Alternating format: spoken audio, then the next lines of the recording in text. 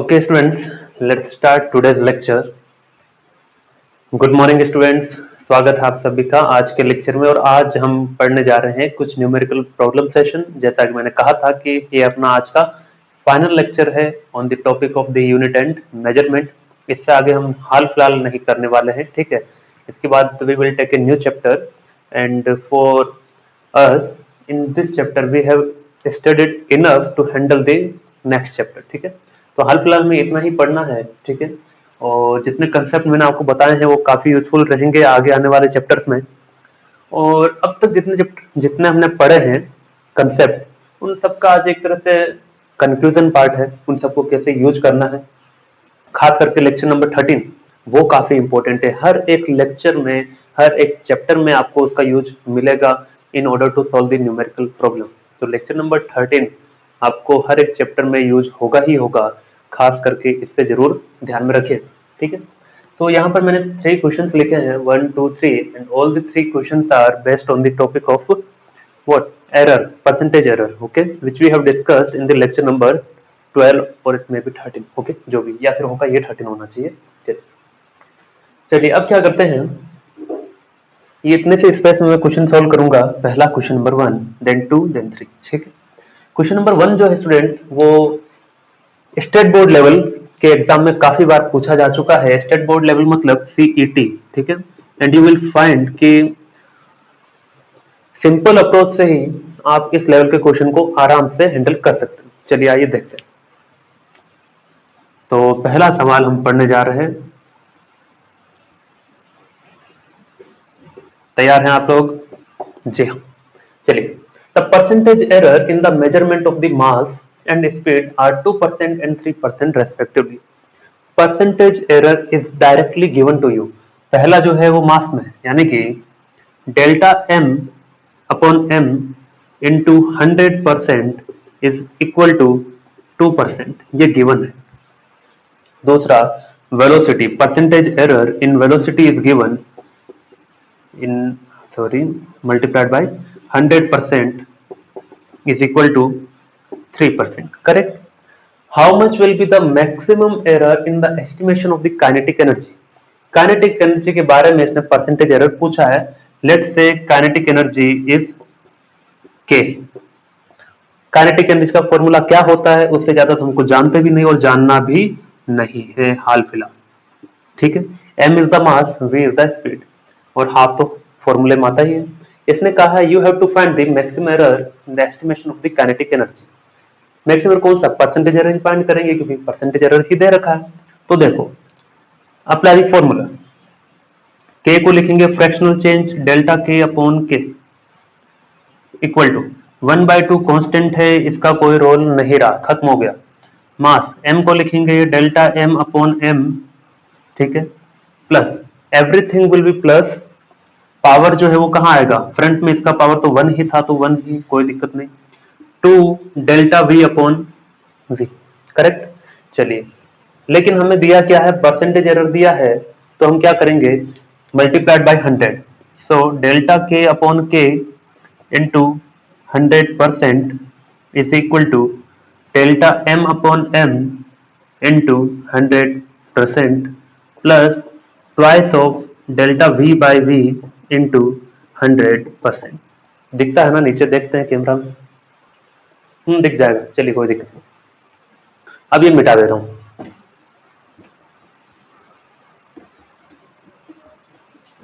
ठीक। अब देखिए इसका वैल्यू दिया है क्या? Delta m upon m into 100% कितना दिया? 2%। ये कितना दिया है? 3%। तो पुट कर देते हैं, let's put it, okay. so delta k upon k into 100% is equal to, ये कितना दिया है? 2%। So I have write down it 2% plus 2 तो था ही, ये कितना दिया? 3%। चलिए 2% प्लस 2 इंटू 3 6%, 2 प्लस 6 8%। यानी कि अगर मास में परसेंटेज एरर 2% का है, वेलोसिटी स्पीड में जो परसेंटेज एरर है that one is 3%, then the kinetic energy में जो परसेंटेज एरर होगा that will be 8%। How beautiful is this question, ठीक है। कितना अच्छा था, समझदारी वाला क्वेश्चन था, पूरा आसान था। ठीक है, मिला दे, चलिए मिटा दे रहा हूं, लिख लीजिए आराम से। 10 सेकंड दिए आपको फटाफट से लिखने के लिए, स्क्रीनशॉट ले लेना।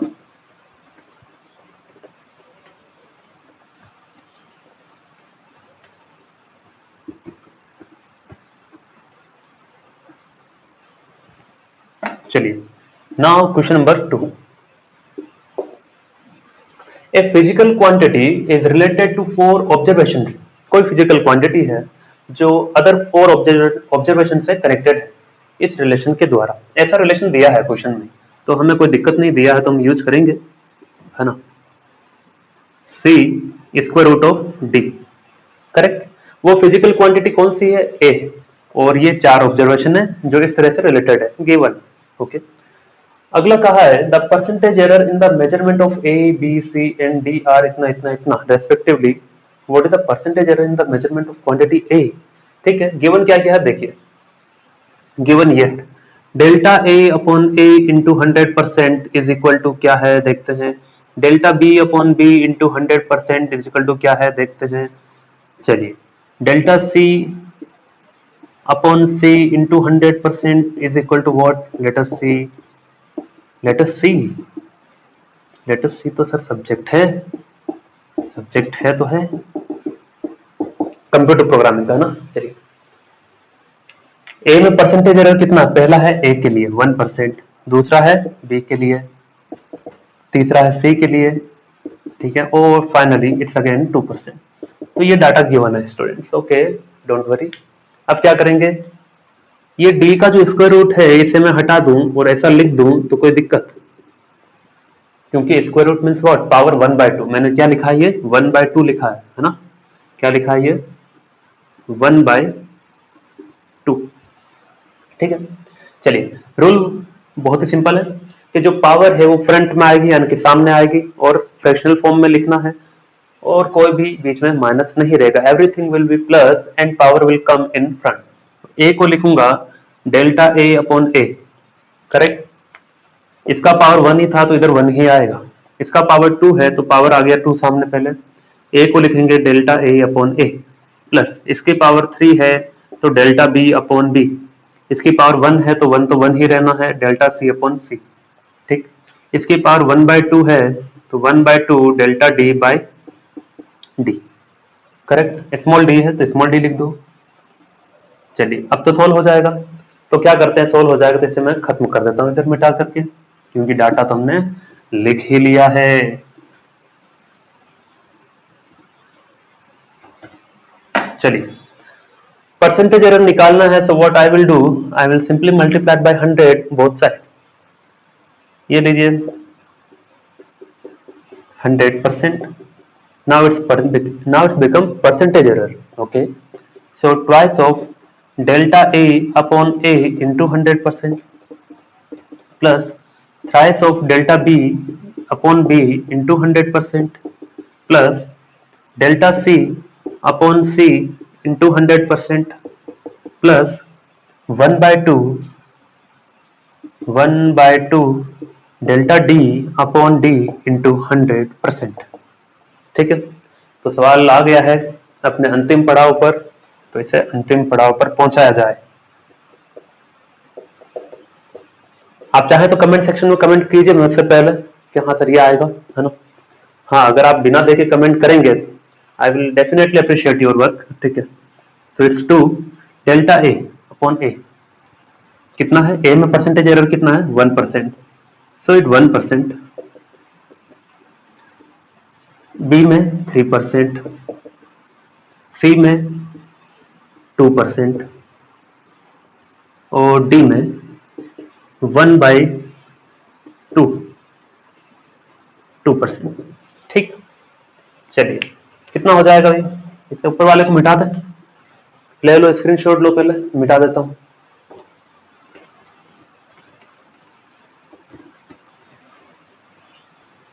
चलिए, अब delta A upon A into 100% is equal to, camera check करते हैं, आप लोग कीजिए इसे, चल रहा है ना, चल रहा है, धड़ल्ले से चल रहा है, तो 2 into 1 2% चल रहा है। 3 into 3 9%, 2%, 2 से 2, 2 2 जा 1, अरे 2 2 जा 1, 2 1 जा 2, 1%, ठीक है। 2 से 2 कट जाएगा, 1 आएगा। 2 और 9 11, 11 2 13 और ये 14। तो answer will be 14% delta A upon A into 100%. So here it is your answer. Collect it. अब इस चैप्टर के बारे में खास बात मैं बताऊंगा लास्ट में कि क्या खास बात है इसकी, है ना, और बहुत इंपॉर्टेंट है वो बात भी उनके लिए जो जेई और नेट क्लियर करना चाहते हैं। मिटा दे रहा हूं।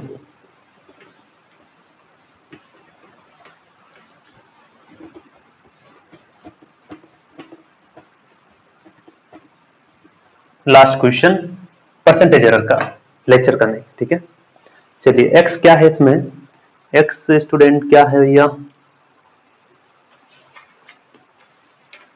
एक्स इसमें error of measurement, yes here it is A square B की पावर 1/2।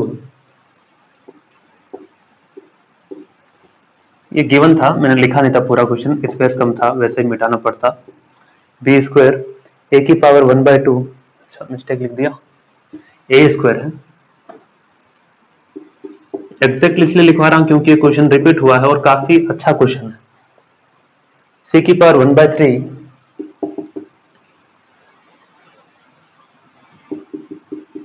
एंड डी की पावर 3। देखिए अब क्वेश्चन कहां कहां पूछा गया है।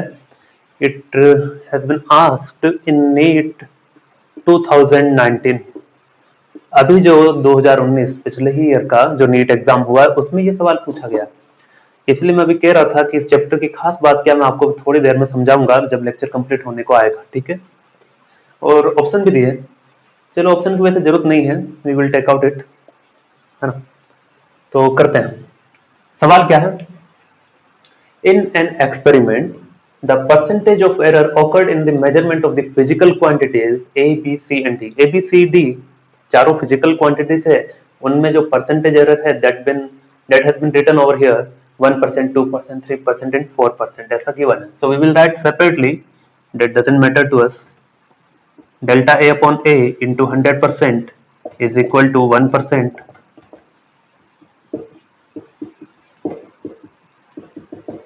2%, delta C upon C into 100% is equal to 3% and delta D upon D into 100% is equal to 4%।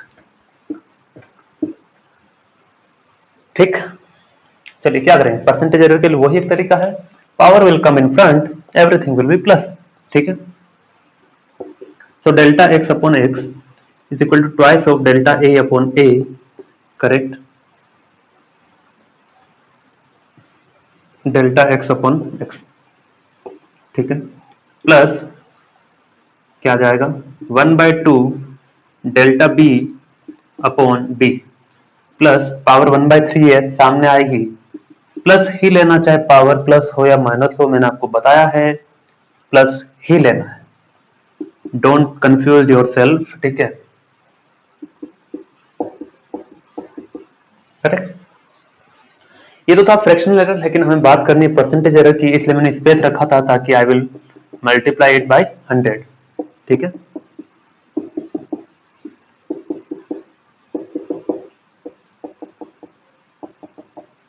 बड़ा ही आसान हो गया है कि नहीं, ऐसा सोचा ही नहीं था कि इतना आसान हो जाएगा नीट 2019 में भी। ओके, ए में परसेंटेज एरर कितना 1%, प्लस 1/2, बी में कितना 2%, सी में कितना 3%, डी में कितना 4%। ओके, 2 से 2 खेल खत्म, 3 से 3 खेल खत्म, मतलब कैंसिल आउट हो गया, ठीक है। 2 into 1 2%, 1% प्लस 1% प्लस 12%, तो 12 13 14 और ये 2 16%। So your answer will be 16%। Here it is your final answer. तो इसमें आपको मैं ऑप्शन बताता हूँ क्या क्या दिए थे, ठीक है ना। पहला ऑप्शन है 16%, दूसरा है 10%, तीसरा -10% एंड फोर्थ वन इज 3/13%। ठीक है, तो सिंपल से ऑप्शन थे, सिंपल सा क्वेश्चन था और पूछा गया नीट 2019 में। तो यू कैन अंडरस्टैंड कि how important is this to understand the first very fundamentals of the unit and measurements. अभी भी मैंने वो इंपॉर्टेंट बात नहीं बताई जो मैं बताने वाला हूँ लास्ट में लेक्चर में। ठीक है, लिखिए इसे, छाप लीजिए जल्दी से। अगला हम पढ़ेंगे क्या? अगला हम पढ़ेंगे आज का last topic, order of magnitude. जी हाँ, सही सुना आपने, इट्स ऑर्डर ऑफ मैग्नीट्यूड। मिटा दें, ये लीजिए, मिटा दिया।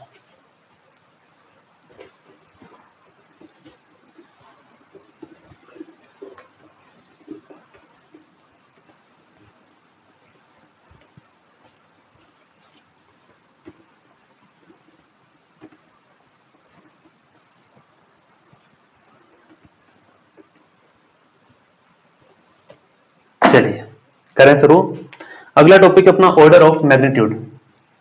काफी आसान है, एक दो बार सवाल इस पर पूछा गया है, लेकिन अपने प्रॉब्लम सॉल्व करने के लिए इंपॉर्टेंट है। मैं ये तो नहीं कहूंगा कि सवाल पूछा जाएगा, लेकिन हाँ, in order to solve the numerical problem we will need it. Okay, so any physical quantity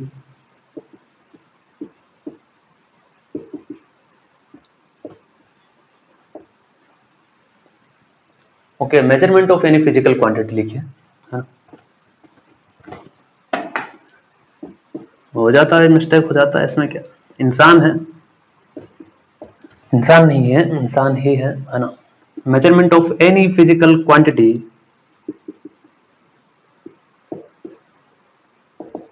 can be represented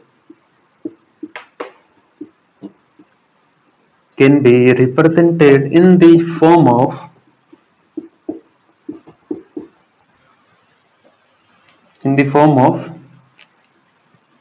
a multiplied by 10 की पावर n। ये क्या है? जिसमें a जो है, a का value is always greater than और equal to 0.5, 0.5 होगा या फिर 0.5 से बड़ा होगा, but it is always less than 5, ये कंडीशन है।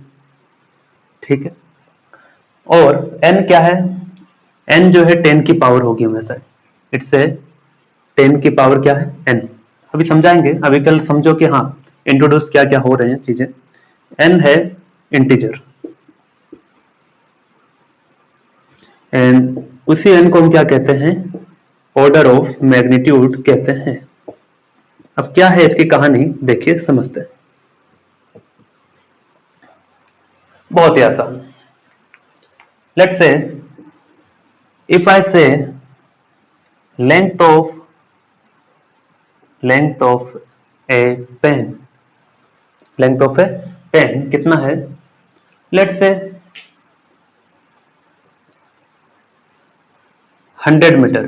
कितना है, 100 मीटर, ऐसा गिवन है, L equal to 100 metre.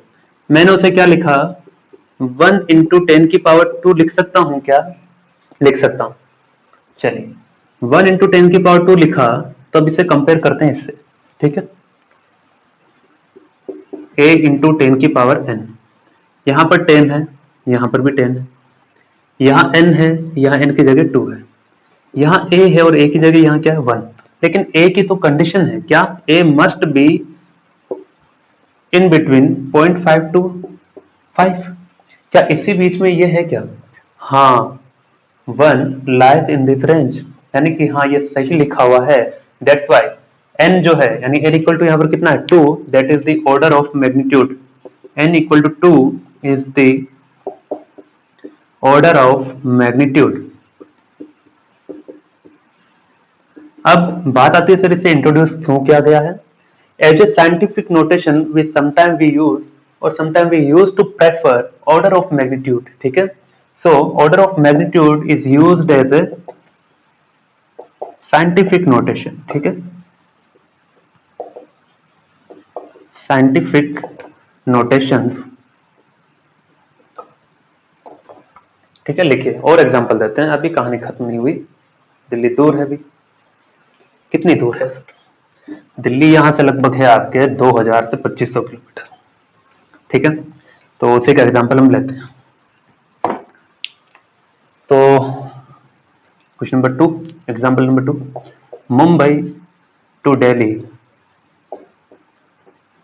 Length कितना है इसका? लेट्स सपोज एग्जाम्पल के तौर पर मैंने मान लिया किलोमीटर, ठीक है, तो मैंने इसे मीटर में बदल दिया, ये लो, मुझे कौन रोकने वाला, कोई दिक्कत नहीं। Final my target is to find the order of magnitude. Okay, so let's say it can be written as 25 into 10 की पावर 2 इंटू 10 की पावर 3। ये क्या आ जाएगा? 25 इंटू 10 की पावर 5, करेक्ट। तो क्या करेंगे, कंपेयर करते हैं, अब लग तो रहा है उसी फॉर्म में आ गया है।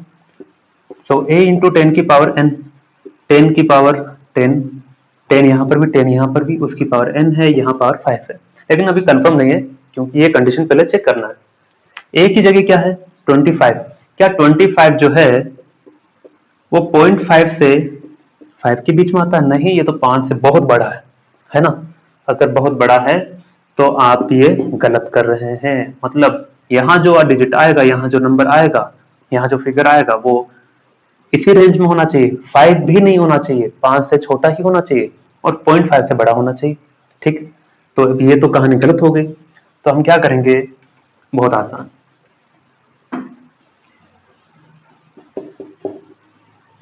25 को नहीं ले सकता ना, तो मैंने क्या किया, 10 से मल्टीप्लाई कर दो, 10 से डिवाइड कर दिया। क्या किया? 10 से मल्टीप्लाई, 10 से डिवाइड। अब देखो ये क्या बन गया, 25/10, 2.5, एक डेसिमल लगा दिया, और ये क्या बन गया, 10 की पावर 6, करेक्ट। अब देखो e इंटू 10 की पावर n, क्या a 0.5 से 5 के बीच में है? एग्जैक्टली 0.5 से 5 के बीच में तो आता है, हाँ, तो ये सही हुआ, कंडीशन फॉलो कर रहा है। So n is equal to 6, तो n इक्वल टू 6 क्या हो गया? ऑर्डर ऑफ मैग्नीट्यूड, है ना। So here n equal to 6 is the order of magnitude. तो ऐसे आपको पता करना है स्टूडेंट, उम्मीद है आपको समझ में आया होगा। अभी और एग्जांपल लेंगे, दिल्ली नजदीक आ गई है ना, तो दूसरा एग्जांपल लेते हैं। चलिए एक और लेते हैं,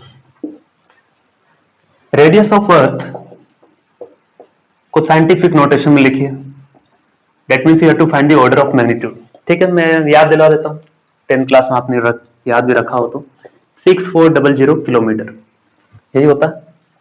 अगेन किलोमीटर को मैं लिख सकता हूँ 1 kilometre equal to 1000 metre, that means 10 की पावर 3 मीटर, करेक्ट। 64 इंटू 10 की पावर 2, इसे 10 की पावर 2 लिखा, इंटू 10 की पावर 3 मीटर, ठीक। इन दोनों को साथ में क्या लिख सकते हैं, 10 की पावर 5 लिख दिया। लेकिन अब क्या ये 0.5 से 5 के बीच में है? नहीं, क्या करूंगा, क्या करेंगे सर, क्या करेंगे, 10 से मल्टीप्लाई और डिवाइड कर दो, तो क्या आ जाएगा, 6.4। क्या 6.4 0.5 से 5 के बीच में है? नहीं, अभी भी आप नहीं पहुंच पाए, क्या करेंगे, अब 10 से नहीं, 100 से मल्टीप्लाई डिवाइड कर देंगे। क्या करेंगे, 100 से मल्टीप्लाई डिवाइड कर देंगे,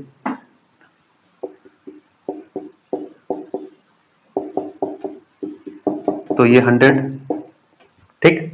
अब देखो 100/64 कितना आ गया, मतलब कुल मिलाकर के आपको यहाँ जो नंबर लाना है वो हमेशा 0.5 से बड़ा और 5 से छोटा होना चाहिए, और ये क्या आ जाएगा, 10 की पावर 5 और 2 10 की पावर 7।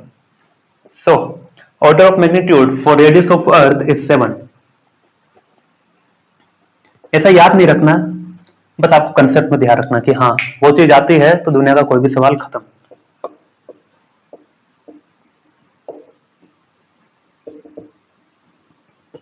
ठीक, लिखिए, एक और करवाएंगे, इलेक्ट्रॉनिक चार्ज पे चलते हैं हम अगली बार, है ना।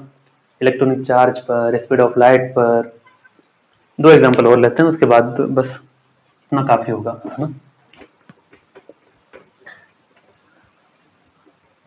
चलिए स्पीड ऑफ लाइट की बात कर लेते हैं, example number 4, speed of light. Light कौन सी स्पीड से ट्रेवल करती है students? v is equal to 3 into 10 की पावर 8 मीटर पर सेकेंड, करेक्ट। ये तो सर आपने बढ़िया बताया है ना। चलिए, सो 3 इंटू 10 की पावर 8, करेक्ट, चेक करो क्या ये डायरेक्टली पहले से लाई करता है क्या? हाँ सर, ये तो ऑलरेडी क्या है, 0.5 से 5 के बीच में है, तो आपको कुछ करने की जरूरत ही नहीं है। n इक्वल टू कितना हो गया 8, ठीक है। So it's a order of magnitude.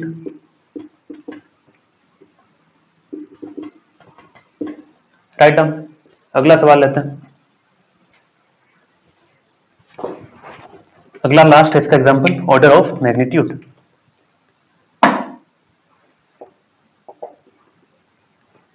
का ये ले लेते हैं इलेक्ट्रॉनिक चार्ज।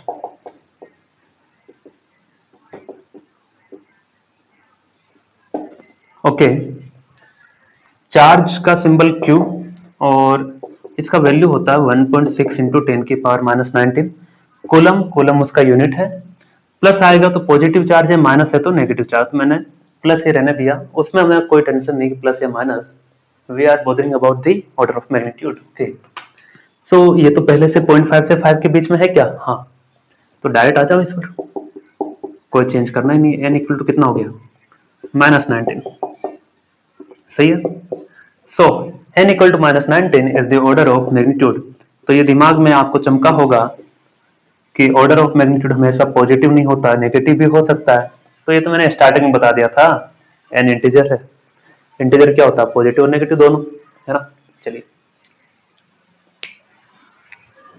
लिखना आसान है लेकिन उसे दिमाग में विजुलाइज करना भी तो मुश्किल नहीं होना चाहिए, है कि नहीं?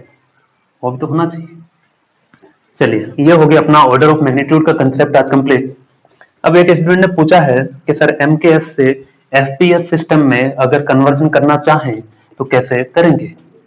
ठीक है, तो उसका भी एक छोटा सा डाउट मैं क्लियर कट करवा देता हूं, आपको भी काम आएगा। So conversion between MKS to FPS, ठीक।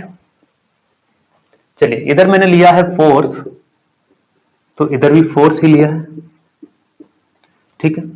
इधर हम जानते हैं फोर्स है 1 न्यूटन, मैंने लिया है। बताओ 1 न्यूटन में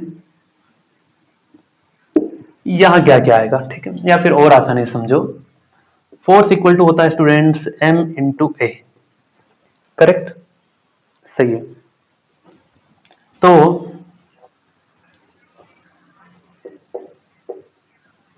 मास का होता है किलोग्राम, एक्सीलरेशन का होता है मीटर पर सेकंड स्क्वायर, ठीक है।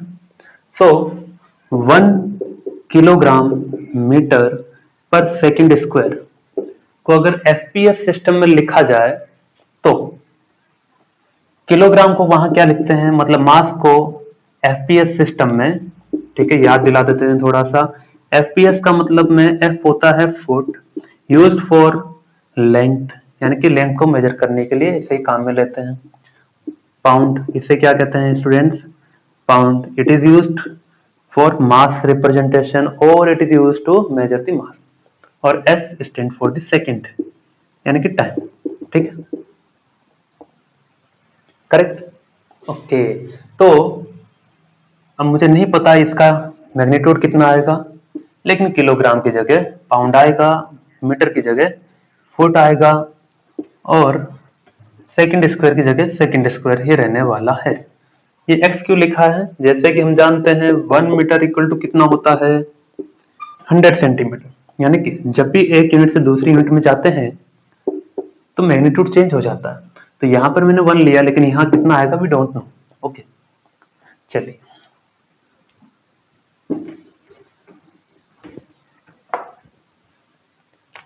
तो ये कुल मिला के है तो फोर्स ही, इसका मैग्नीट्यूड यहाँ पर 1 है। इसका डायमेंशन फॉर्मूला क्या होगा स्टूडेंट? M1L1T-2, ठीक है। और इधर x मुझे पता नहीं, और इसका डायमेंशन फॉर्मूला भी फोर्स का ही होगा, ठीक है। तो चेंज क्या होगा सर? चेंज ये होगा कि ये पहला सिस्टम, इसे मान लो इंडेक्स 1 देते हैं, इसे इंडेक्स 2 दिया, तो M11 मतलब पता करने के लिए कि 1 वाला जो सिस्टम है वो MKS का है, 2 वाला जो यहाँ पर FPS का है। ओके, चलिए, x मुझे फाइंड करना है तो इसको उधर भेज दो। क्या जाएगा? M1 upon M2 1, L1 upon L2 में डायरेक्ट कर दे रहा हूं, we know you have understood this things, ठीक है ना। T1 बाई T2 माइनस 2, ठीक है। अब क्या करेंगे?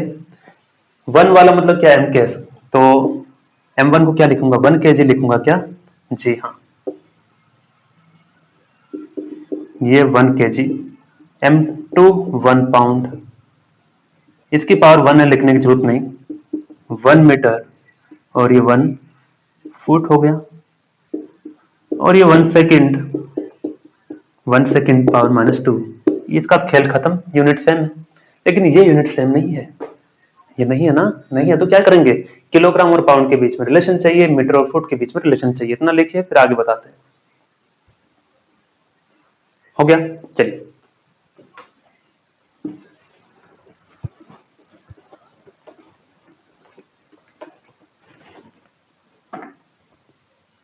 अब देखिए, ये relation 1 metre is equal to 3.29 foot होता है, ठीक है, ये रिलेशन हमें पता होना चाहिए।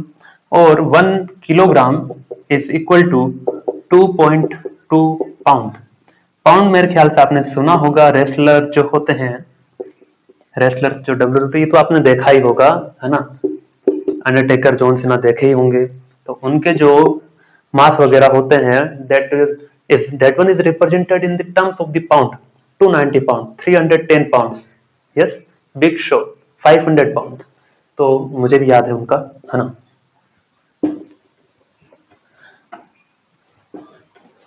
तो x इक्वल टू 1 किलोग्राम को क्या लिखेंगे, 2.2 पाउंड अपॉन 1 पाउंड, ठीक है।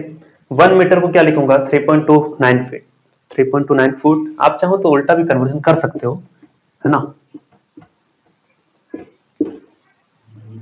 Upon 1 foot. सेकंड का तो खेल खत्म हो गया, है ना। तो पाउंड से पाउंड कैंसिल, फुट से फुट कैंसिल। चलिए, क्या बचेगा, x equal to 2.2 into 3.29, correct. तो ये आ गया आपका x, सही है। तो क्या कीजिएगा, 2.2 इंटू 3.29, तो फाइनल आंसर आ गया अपना। क्या इसको मल्टीप्लाई वगैरह कर लेना, जो भी आएगा। चलिए क्या करते हैं, इसे इसे चाहो तो अप्रोक्सीमेटली क्या लिख सकते हैं, और आंसर लाने के लिए 3.3 लिख दें, इससे लिखा जा सकता है। देखो 3.29 है, मुझे यहां तक चाहिए, इसको मुझे नहीं रखना है। The given number is 9 is greater than 5। Round off कर रहा हूं, क्या कर रहा हूं, round off. 9 is greater than 5, so what will do, simply add 1, है ना, 3.3 आ जाएगा, 3.3, है ना। तो ये आपका आ गया फाइनल आंसर, 2.2 इंटू 3.3। तो आंसर क्या आ गया कि 1 किलोग्राम मीटर पर second square is equal to 2.2 into 3.3। Kilogram की जगह आ जाएगा क्या, पाउंड, मीटर की जगह आ जाएगा फुट, अपॉन सेकंड स्क्वायर। तो ये देखिए कन्वर्जन हो गया क्या, एमकेएस और एफपीएस के बीच में। वहीं पर अगर सीजीएस में किया तो क्या था, 1 किलोग्राम मीटर पर second square is equal to 10 की पावर 5। यहाँ किलोग्राम की जगह क्या आ गया था, ग्राम, मीटर की जगह सेंटीमीटर, और इस सेकंड स्क्वायर। तो इतना डिफरेंस आता है, बहुत आसान है, ठीक है।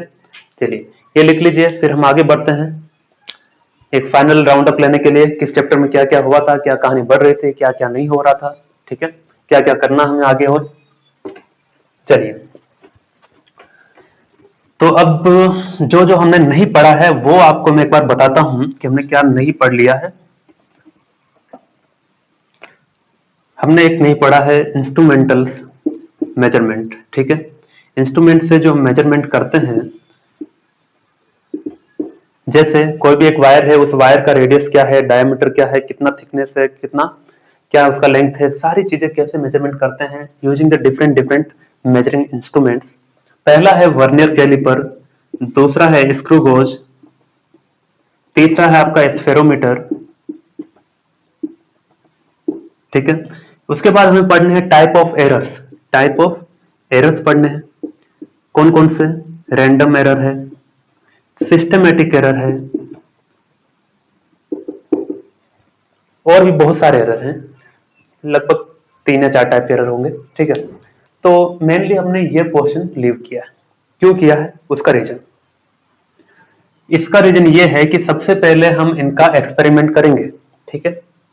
First we will do the experiments, जहां अपने अकेडमी में, है ना, फिजिक्स का अपना लेबोरेटरी, तो वहां पर हम ये सारे एक्सपेरिमेंट करेंगे। एक्सपेरिमेंट करने के दौरान ही आपको इसका थियोरेटिकल पोर्शन जो है वो पढ़ाया जाएगा, ठीक है, और उसे समझाया भी जाएगा ड्यूरिंग द प्रैक्टिकल, और उसके बाद हम उसके न्यूमेरिकल वगैरह भी कंसिडर करेंगे। तो अभी क्यों नहीं पढ़ा रहे? अभी इसलिए नहीं पढ़ा रहे क्योंकि जब तक आप इन इंस्ट्रूमेंट्स को देखेंगे नहीं, फिजिकली फील नहीं करेंगे, तब तक आपको कुछ समझ में नहीं आना। तो इसीलिए इस टॉपिक को लीव कर दिया गया, ठीक है। ये हुआ पहला पॉइंट। अब दूसरी बात क्या है इस चैप्टर की, दूसरी बात बताते हैं इसमें। दूसरी बात यह है कि अगर आप नीट एग्जाम या जेडब्ल्यू एग्जाम या कोई सा भी स्टेट बोर्ड के एग्जाम की प्रिपरेशन कर रहे हैं, तो ये चैप्टर क्या इंपॉर्टेंस रखता है? ये चैप्टर इंपॉर्टेंस ये रखता है कि चाहे जेडब्ल्यू हो या फिर नीट हो, अब जेडब्ल्यू में भी ये मेंस हो या फिर एडवांस हो, यूनिट एंड मेजरमेंट एक ऐसा चैप्टर है जहां से दो क्वेश्चन हमेशा फिक्स ही हैं आपके पूछे जाने, दो मैक्सिमम है और एक आपका मिनिमम है, एक में कोई कमी है नहीं, ठीक है। तो एक क्वेश्चन कंफर्म है कि यहां से आना ही आना है, और उसमें भी ज्यादा चांसेस होते हैं किस पर पूछने के, एरर पर, और वो भी एरर किसका, इंस्ट्रूमेंटल एरर का। तो इतनी गारंटी आपको कोई नहीं दे सकता कि कौन से चैप्टर में क्या पूछा जा सकता है, ठीक है। तो ये जो चैप्टर रहेगा आपके लिए काफी इंपॉर्टेंट रहेगा, ठीक है ना। तो इससे आप जितना हो सकता है प्रैक्टिस कीजिए, जितना मैंने पढ़ा है उसमें कवर अप कीजिए, और बाकी चीजें हम कवर अप करेंगे after the reopening of the college. अब अगला अपना जो चैप्टर होगा उसको बहुत जल्द डिस्क्लोज किया जाएगा कौन सा चैप्टर है। मोस्ट ऑफ द चांसेस है कि हम पढ़ेंगे फोर्सेज के बारे में, ठीक है। तो तब तक के लिए टाटा बाय बाय। और कोई डाउट हो, कोई भी चीज नहीं समझ में आती हो, तो we will take live class और you can comment in the comment section, ठीक है।